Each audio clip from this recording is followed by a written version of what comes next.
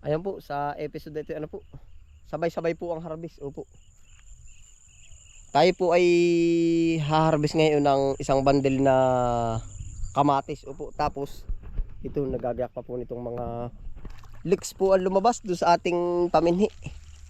Tandaan nyo po yung ating punla na nakalagay doon.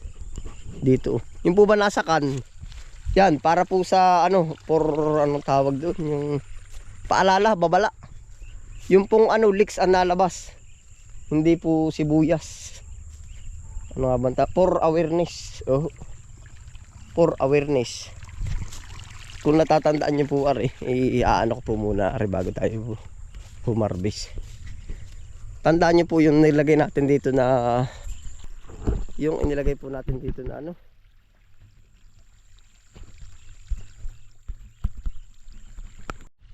Yung nilagay po natin na sibuyas dito na nilagyan ng kayakas. Yung po ngayon, lumabas ay leeks, hindi po spring onion, leeks yung malalaki. Kaya po for awareness, para alarm, kumbaga alarm nga ba yun? Para impormasyon, para sa impormasyon po. Leeks yung nalabas, yung latang pinakita ko po sa inyo dati. Nakalagay dun spring onion, pero leeks yung lumabas, hindi po yung katulad sa amin Tagalog. Dito, yun yung hinaharvest po doon. Katantoy, isang bundle bang kamatis? Kukuha na ako. Nandun pa po sila, yun. Nag-harvest sila ng pechay. Leeks po yung lumalabas, ganito. Uulitin ko po ulit sa inyo yan. Ganito po kan lalaki. Leeks nga. Yan, kumpara po doon sa sibuyas na maliliit.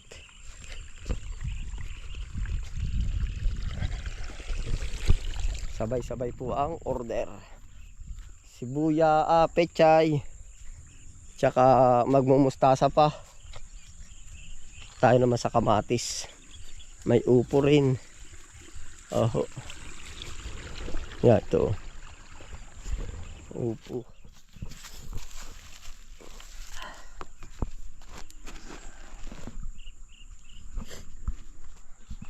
Leeks. Ito po ang nalabas.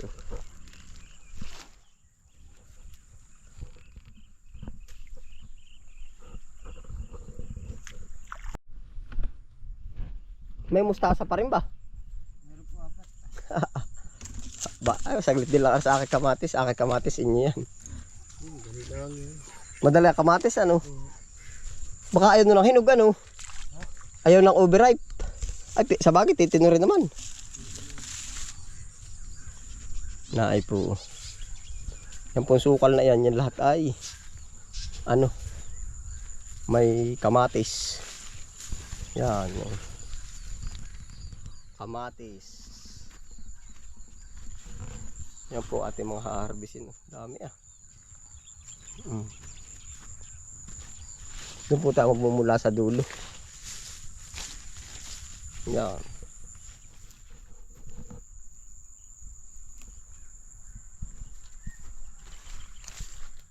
Pag po halos mapuno natin ari, isang ano yung bundle. Dami yun. Yung pa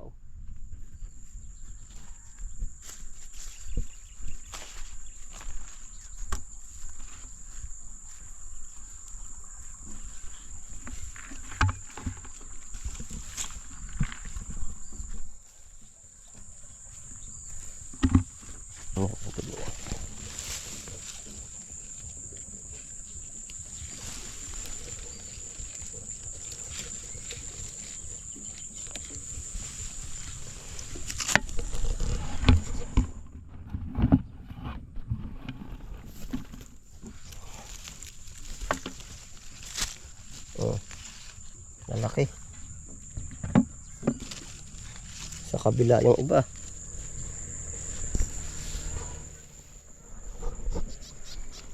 Ito po.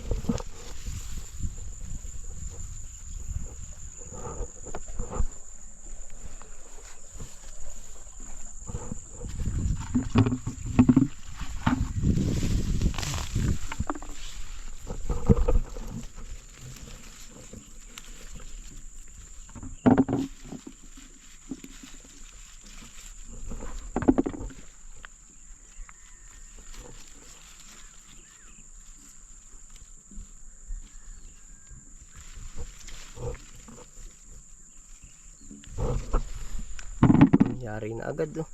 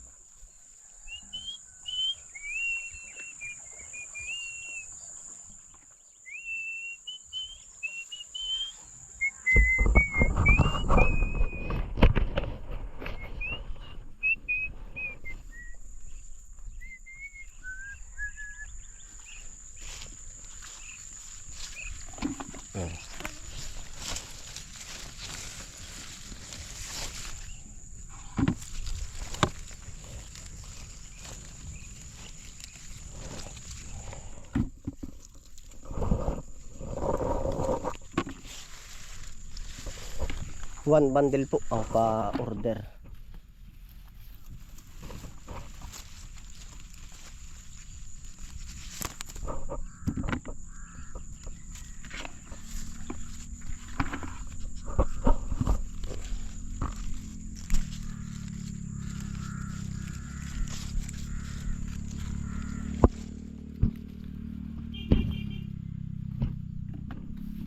Ito po ang ama na harvest.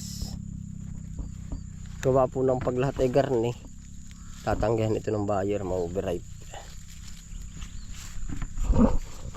Ilang days pa bago mabenta po. Conforme din po sa buyer. Dami.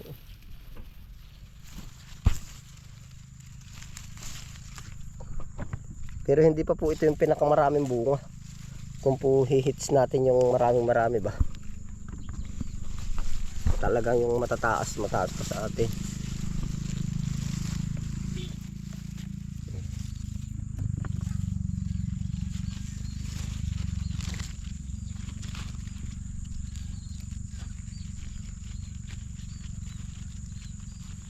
Galing ng kapit.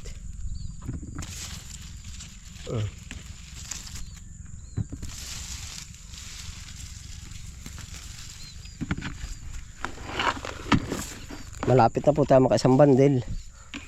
Dami pala rin oh. Ano, tatago lang oh. Nagtatago oh.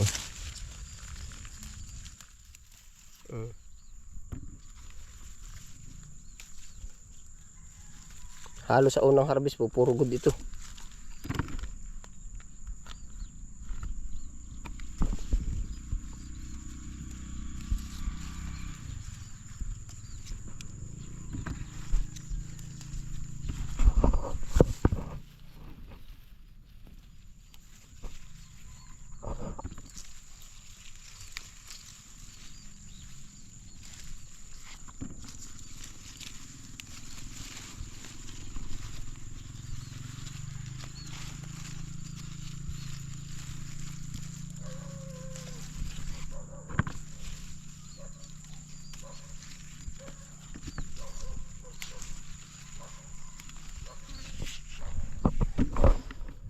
Wala pa po tayo sa kalahati. Ilan pa lang? 1, 2, 3. Hanggang 4 oh. Mag-isang bandil na oh. Panalo. Piliin lang natin mas higit na mga hinog. Ang dami pa.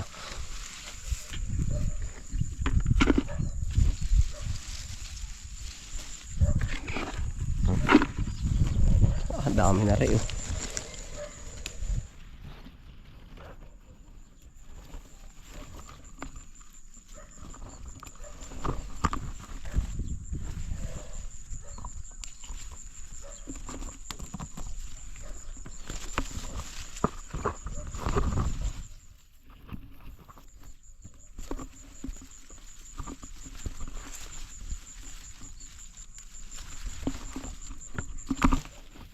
Dapat na rin sa lupa. Ay, ang dami po oh.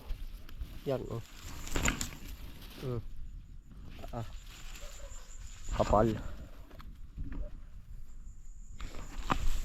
Nakakatuwa.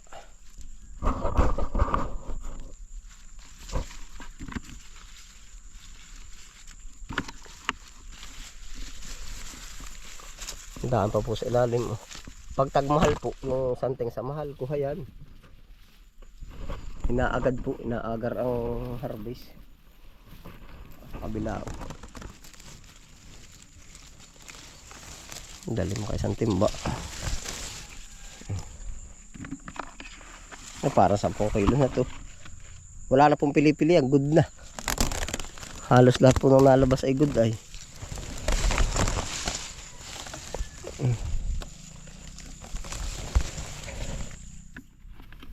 Opya. Pati pa oh. Sa loob. May kasama sa pating kangkong. Medyo may pagkasukalaan po oh. Pero tama po naman at quality po naman. Ibig sabihin ay hindi siya inano ng insekto kahit siya malagubat. Biyaya na rin po ito sa atin.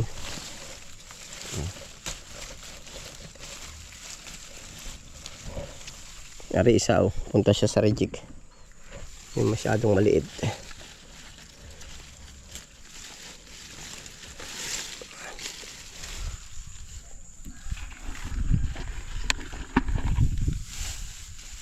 Oh, binawahi sa damuhan, oh.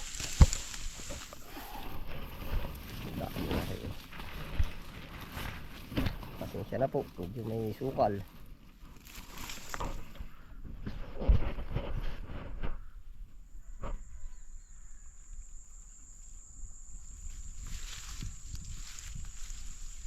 Yaya pa rin po.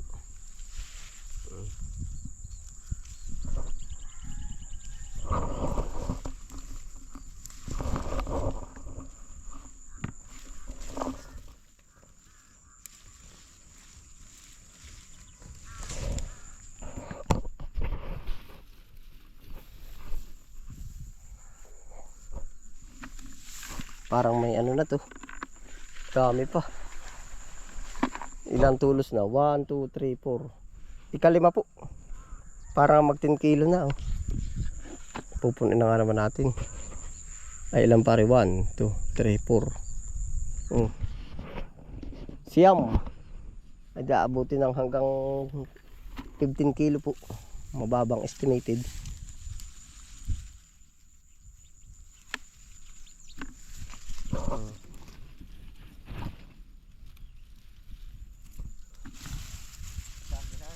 Ang dami nga oh. Oh, kumuha ka na lang. Pero ito hindi pa. Hindi, insan yung ibang kamatis ay ano. Mataas pa sa tao. Yung mga pabundok, mayhay. Oh, ito sangalaang. Kaya dito sa atin, bihira nagkakamatis. Hindi mataas ang ano ng pagkaano ng kamatis dito. Hindi mahaba ang buhay. Oo.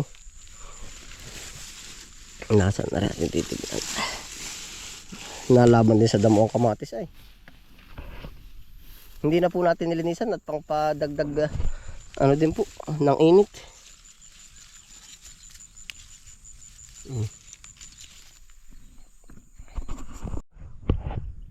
Kung nakikita niyo po itong mga plastic bottle na to, nilagyan po natin ng trap. Yun, may mga huli nga. Oh.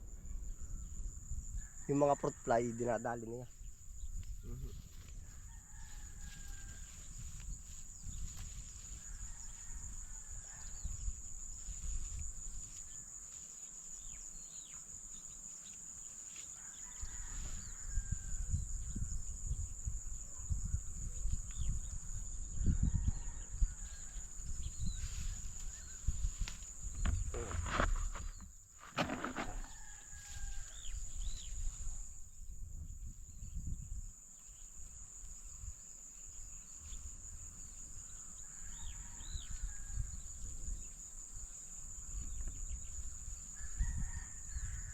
Kaya po minsan ang tama po ng presyo ng kamatis observe lang po para sa akin natatapos po ang ibang lugar na mag-harvest ay May, June, opo, May to June.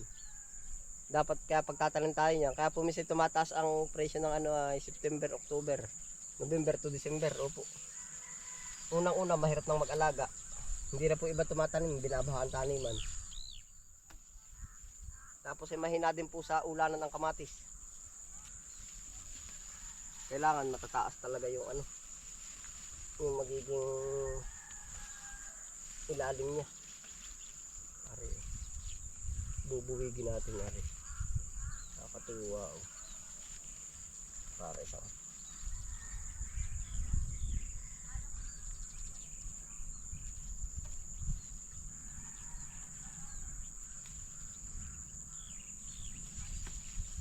Ayan na po, binuwig na natin. Yun oh.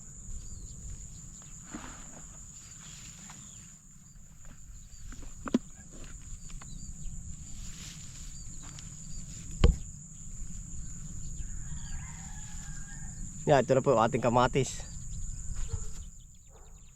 Yan oh. Panalo. Kikiluhin po natin. Yan, dampot po, aray, pang anong tawag dun, pang giveaway. Oh.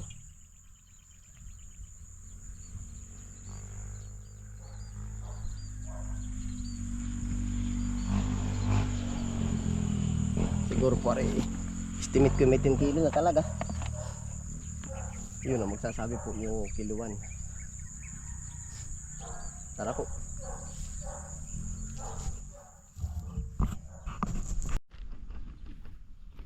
Kaya naman pala. Wala pa palang 10 kilo. Dali tayo dyan Mabigat na 8 kilo pa lang po. 8. Siguro may 1/4 ito. Kukuha pa po tayo. Ito na yung gagawin natin pang pangharang dito sa kamatis. Ayan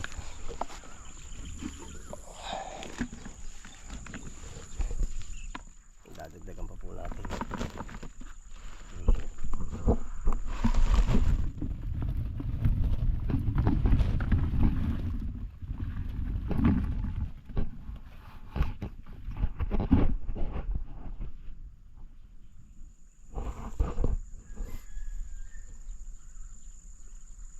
Mga hinog lang ating kukuha, baka gusto nila yung pangbenta na agad. Yan. Dagdag tayo.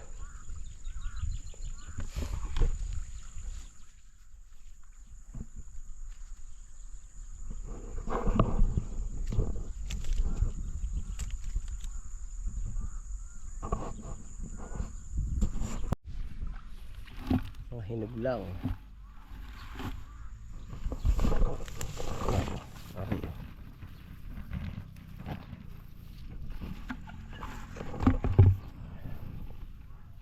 Tama ito sa itlog na pula. Maganda po nalabas kahit masukal. Makinis pa rin. Okay.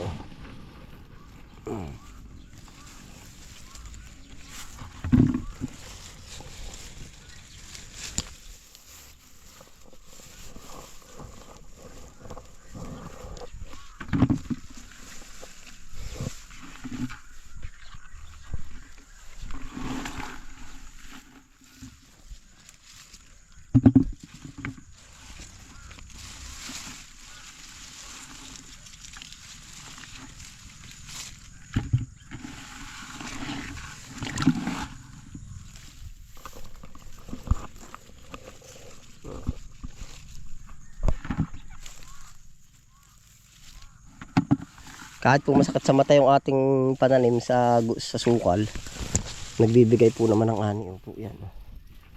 Yan. Yan. Ayos. Makinis. Tapos po ang isa pa, hindi ito balda sa spray. Opo, kahit sabihin pong walang tama na insekto, hindi ba ito balda?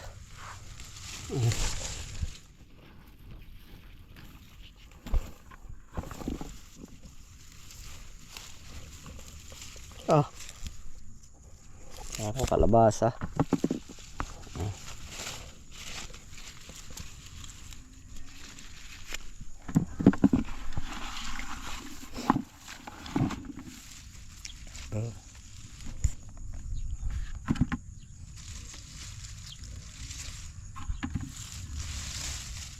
Dami sa loob. Yan po. Dami.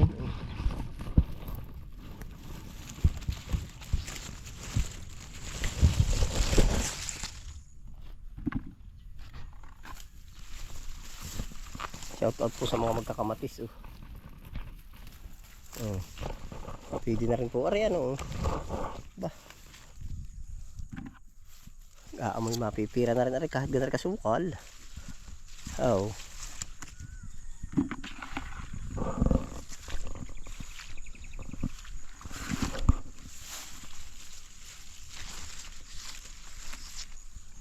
Baka po pakalasa ko rin magdadalwan ha.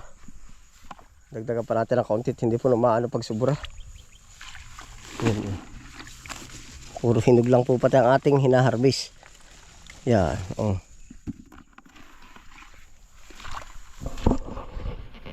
Alam mo po, ang gusto ng iba, pag pambenta na ay hinog. Conforme po sa gusto ay yung pong iba na na-harvest. Ang totoo pong harvest nito ay yung malagihay. Opo, yung parang kinis lang. Yan, ganito. Ito. Dapat ganito lang. Gawa po nang siya ay minsan ay nagtatagal siya ng 1 week. Kaya kung ibibiyahe pa ng ibibiyahe. Yun. Magpapang-abot. May niwanang panliks. Dami pa nito. Okay na siguro pati ito. Dalawa.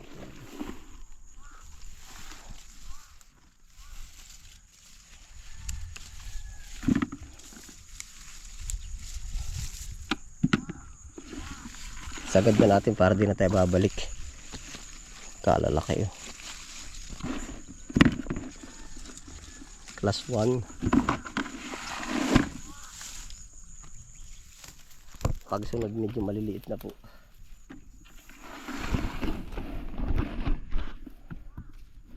Dali na natin itong leeks. Dalawa makadalwa kaya. Aba, ay 4 naman. Napa-over naman, ayos lang Ating irarambol na itong mga hinog. Para po sabihin ng buyer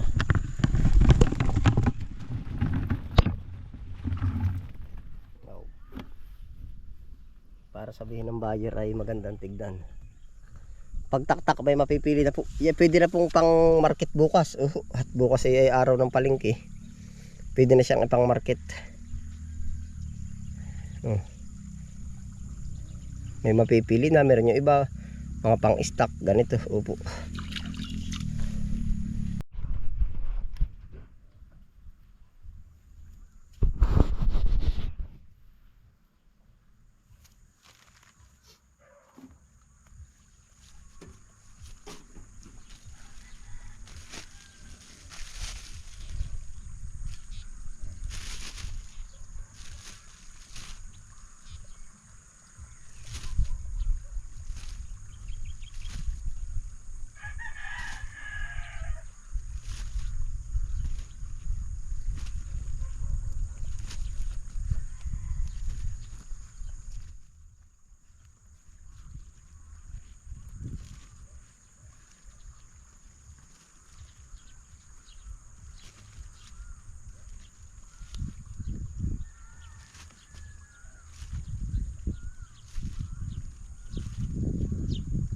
Ito po ay class 1, yung mga unang harvest, basta malalaki class 1 po ito. Paliit ay paliit. Minsan nga ho yung ibang taniman sa malawakan. Minsan binubunot na po yung ano. Pagka yung maliliit na nagiging bunga, hindi na po pinapatuloy. Oo. Pinapalitan na ulit ng panibago. Para po pumasok sa mataas na presyo. Pag po hinabol natin ay maraming bunga tapos maliliit, mas kukunti po ang kikitain dun. Pero kung madalang na malalaki, yun. Pasok-pusok las. Malayo po ang diferensya ay. Minsan sa reject ang nagiging pagitan ng presyo halos hati, higit pa. Kung ang paramgit nito nga ay 40, ang reject magiging 15, 10, yun ganun po.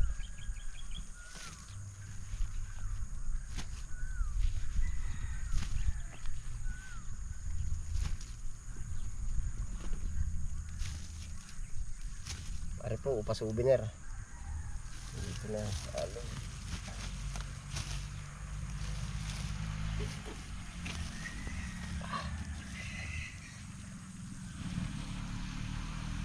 Ocho.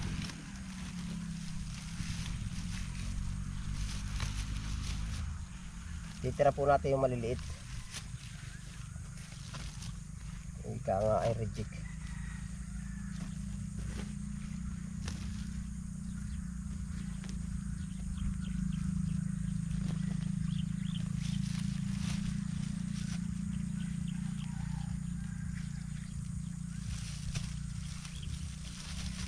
Pang 10 kilo lang po yung ating kiluan, oh. Yeah. Ilan na? 9.5. Mapapalat, paano nangyari yun? Baka malian tayo na timbang.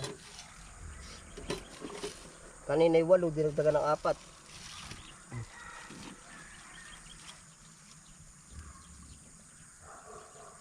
3/4. Ay tama na. 9 3/4 po, ay di ilan na lang po mapapadagdag.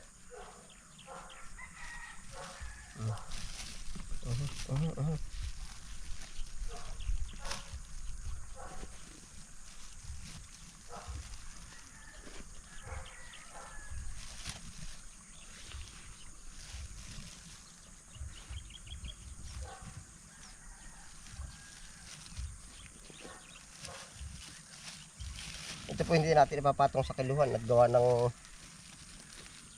sobra na dun sa tara. Natira pang ilan, no? Baka po sabi sinamahan na reject ay kaya ay reject.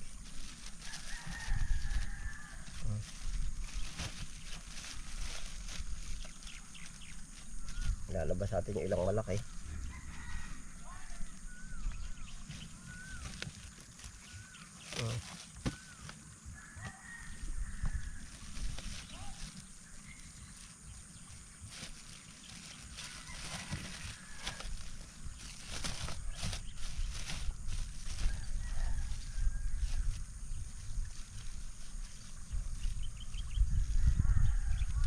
Panalo po ang kamatis.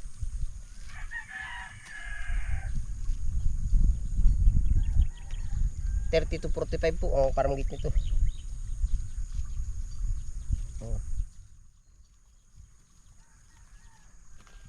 Yeah. May upo pa.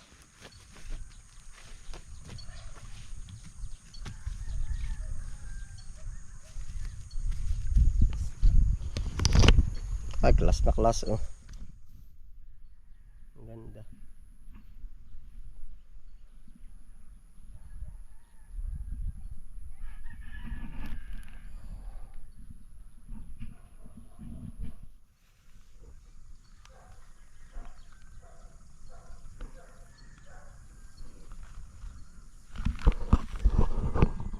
Ayun po, salamat po sa inyong pagsama. Ingat po ang lahat. Happy lang po.